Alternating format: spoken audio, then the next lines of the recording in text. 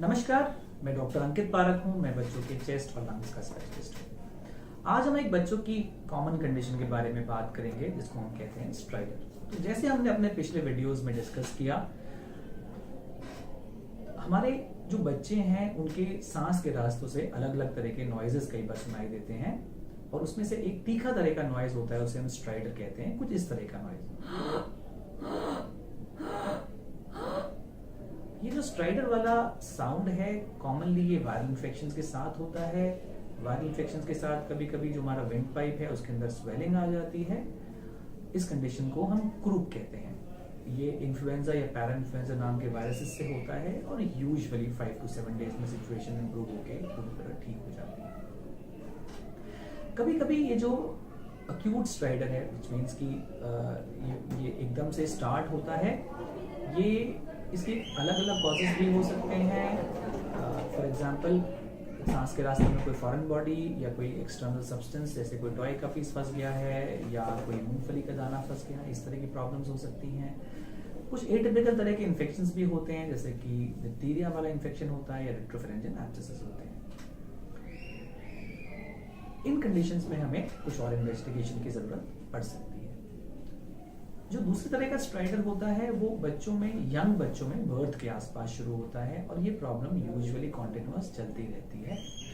Sounds थोड़े से कम या ज्यादा हो सकते हैं इन्फेक्शंस के साथ, लेकिन ये कंडीशन नॉर्मली वैक्सीन होती है लेकिन परसिस्टेंट रहती है।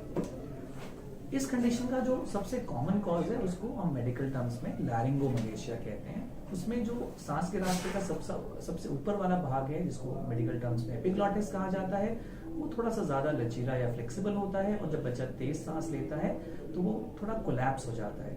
ये कंडीशन 6 मंथ्स तक ऐसे ही रहती है, उसके बाद इंप्रूवमेंट शुरू होती है और 1 ईयर तक साउंड्स चले जाते हैं विदाउट एनी ट्रीटमेंट। कोई दवाई हेल्प नहीं करती। लेकिन कई सारे स्ट्राइडर्स ऐसे हैं जिसमें कॉजेस कुछ और भी हो सकते हैं। जरूरी नहीं है कि सारे बच्चों में ये लैरिंगोमलेशिया हो, यही चीज जाननी बहुत जरूरी है।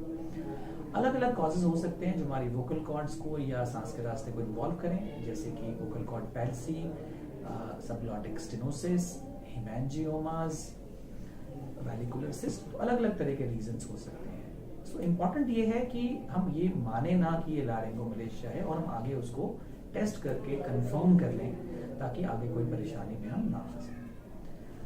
अब बाहर से देखने में तो ये सारे स्ट्राइडर एक ही जैसे लगते हैं। इसको बताना कि ये लैरिंगोमलेशिया है बाहर से इज नियरली इम्पॉसिबल, और इसको डायग्नोस करने के लिए बहुत ही सिंपल टेस्ट होता है जिसको हम लैरिंगोस्कोपी कहते हैं। उसमें एक बहुत ही पतला लैरिंगोस्कोप या ब्रांकोस्कोप होता है, उसे हम नोज के थ्रू जाके और बच्चे के सांस के रास्ते को आराम से देख सकते हैं। इसमें ज्यादा टाइम भी नहीं लगता है, 3-4 मिनट का टाइम लगता है और हम बिल्कुल कंफर्म तरीके से आपको बता सकते हैं कि इसका क्या कारण है। इन कंडीशंस में जो हमारी लैरिंगोस्कोपी है या ब्रांकोस्कोपी है वो मैंडेटरी हो जाती है to make a proper diagnosis. So thank you very much, and for more information you can log on to my website ankitparak.com।